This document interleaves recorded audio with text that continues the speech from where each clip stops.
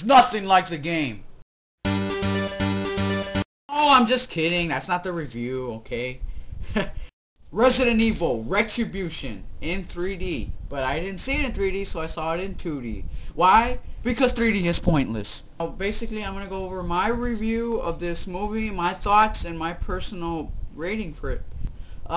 First, let's talk about the storyline. The story for this movie was pretty darn lame. This was stupid. I mean, I know the movie's based off a video game, right? So Alice has to go through different sections like in a video game, defeat a couple enemies, moves on, and then finally she can get out of that place she's in. I don't know where the hell she was, and I don't know, they didn't explain it that well in the movie. She's in some place, like a building, where she has to go to different sections, defeat a couple of enemies, and then move on. The movie felt more like a video game, as to the video game felt more like a movie. If you're making the video game look more realistic and look like a movie, then you're doing something wrong. So the story is crap, and I would give it a 2 out of 10. It seemed kind of cool. If it was done better, maybe I would have liked the storyline, but it just sucked. Let's talk about the action. The action in this movie was pretty good. Explosions, I was entertained, I was smiling. If I had to complain about it, it's too much slow motion. Okay, it was cool in The Matrix, but now it's just getting annoying. The action was pretty good. I mean, you had some slow motion fight scenes, but it was done so much where I was like, wow, if you actually fast forward this movie, it can be over with like in 30 minutes. Anyways, action was pretty good. I mean, explosions, fighting. I gave the action a 6 out of 10.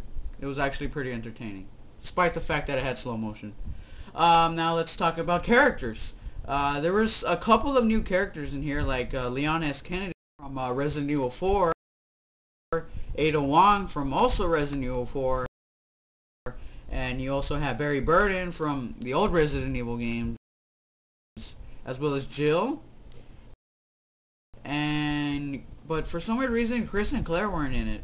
And but there's some things in the movie that were weird. I mean, the enemies in this movie were arranged from zombies to the enemies, the Las Plagas enemies from Resident Evil 4 to the Majinis in Resident Evil 5, and some completely zombies holding guns. I'm like, these enemies are not even from the game. Because in the movie they go, announce the Las Plagas. I was like, oh, Las Plagas, I know that. That's the enemies from Resident Evil 4. And then next thing you know, you see zombies with guns. I'm like, that is not the Las Plagas. It's not.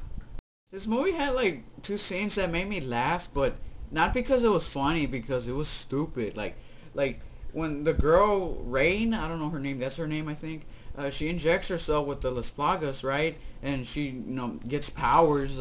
She kind of reminded me a lot of Sadler from Resident Evil 4, because he also had the Las Plagas. And basically, Leon and this guy named Luther, I don't even know who the hell he is, they're just, like, pumping shots into her, and then she's like, really?